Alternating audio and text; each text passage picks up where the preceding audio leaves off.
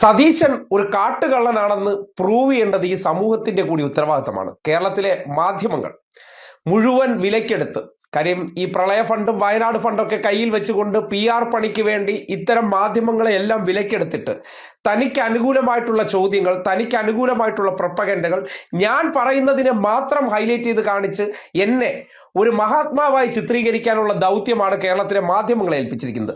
എന്നാൽ ഇത് രാഷ്ട്രീയ പ്രേരിതമാണോ ഇല്ലയോ എന്നുള്ള കാര്യം നിങ്ങളെ രണ്ട് പ്രതികരണം കേൾപ്പിക്കാം.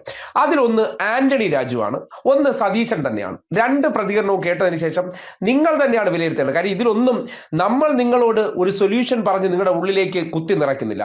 ഇവരുടെ രണ്ട് പ്രതികരണങ്ങൾ കേട്ടതിന് ശേഷം, അതായത് ആന്റണി രാജു കഴിഞ്ഞ ദിവസം ഇതുപോലെ ഒരു കേസ്, അതായത് തെളിവ് നശിപ്പിക്കൽ കേസ്, ഇവരുടെ ഭാഷയിൽ പറയുകയാണെങ്കിൽ അടിവസ്ത്ര കേസ്, ആ കേസുമായി ബന്ധപ്പെട്ട് അതിൽ വക്കീലായിരുന്നു. അതിൽ പ്രതിയെ രക്ഷപ്പെടുത്താൻ വേണ്ടി ആന്റണി രാജു അന്ന് തെളിവിൽ കൃത്രിമത്വം കാട്ടി എന്നാണ് ആരോപണം. ആ വിഷയവുമായി ബന്ധപ്പെട്ട് ഇന്നലെ ആന്റണി രാജു പറഞ്ഞ പ്രതികരണം എന്താണെന്ന് ആദ്യം നിങ്ങൾ കേട്ടെ. ഭരണകാലത്ത് 2002 3 ഡിവൈഎസ്പിമാർ, 2 സർക്കിൾ ഇൻസ്പെക്ടർമാർ, 2 സബ് ഇൻസ്പെക്ടർമാർ അടങ്ങുന്ന സംഘം അന്വേഷിച്ച് ഞാൻ ഈ കേസിൽ പൂർണ്ണമായി നിരപരാധിയാണെന്ന് 2002 കോടതിയിൽ റിപ്പോർട്ട് സമർപ്പിച്ചിരുന്നതാണ്. അതിനുശേഷം 2005 തെരഞ്ഞെടുപ്പിന് മുന്നോടിയായിട്ടാണ് 2006 പൊടുന്നനവേ ഒരു പുനരന്വേഷണം പ്രഖ്യാപിച്ചു. പുതിയ ഒരു തെളിവുമില്ല, പുതുതായിട്ട് യാതൊരു തെളിവില്ലാത്ത ഇരുന്നിട്ടും ഒരു പുനരന്വേഷണം പ്രഖ്യാപിച്ചു. 3 മാസം കൊണ്ട് കുറ്റപത്രം കൊടുത്തു. അതിന്റെ വിചാരണയിൽ ഞാൻ ഹാജരായി.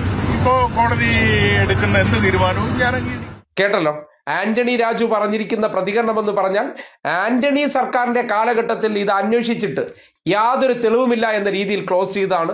പിന്നീട് ഇതിന്റെ പരാതി വരുന്നു, അതിന്റെ അടിസ്ഥാനത്തിലാണ് പിന്നെയും അന്വേഷണം നടത്തി അദ്ദേഹത്തിനെതിരെ തെളിവുണ്ടെന്ന് കണ്ടെത്തി എന്ന് പറയപ്പെടുന്നത്. അപ്പോൾ അദ്ദേഹം സ്വാഭാവികമായിട്ട് അദ്ദേഹം എന്ത് ചെയ്യും, മുകൾ കോടതിയിലേക്ക് അതിനെ ചലഞ്ച് ചെയ്യാൻ പോകും. പക്ഷേ ഇദ്ദേഹം കുറ്റക്കാരനാണെന്ന് കീഴ്ക്കോടതി, നെടുമങ്ങാട് കോടതി കണ്ടെത്തിയിരിക്കുകയാണ് ആണല്ലോ.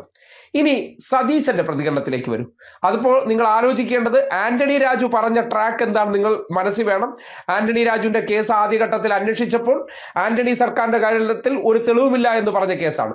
അതേപോലെ സതീശന്റെ ഒരു പ്രതികരണം കേട്ടെ. ഞാൻ പറയില്ലേ, ഒരു പ്രാവശ്യം ഇത് വളരെ വിശദമായി അന്വേഷിച്ചു, എന്നിട്ട് ഒരു കാരണവശാൽ ഇത് നിലനിൽക്കുന്നതല്ല എന്ന് വിജിലൻസ് തന്നെ റിപ്പോർട്ട് കൊടുത്തു. അത് ആഭ്യന്തര വകുപ്പ് അംഗീകരിച്ച് കേസ് ഡ്രോപ്പ് ചെയ്തു.